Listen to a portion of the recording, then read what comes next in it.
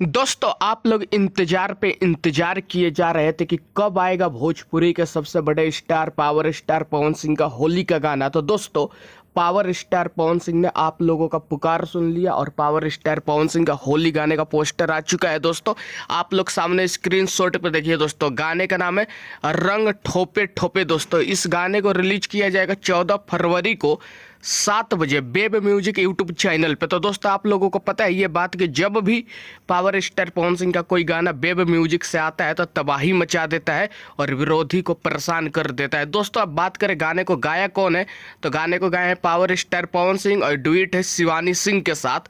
जी हाँ दोस्तों, power star Pawan Singh और शिवानी सिंह फिर से तबाही मचाएंगे। और गाने लिखे आशुतोष तिवारी।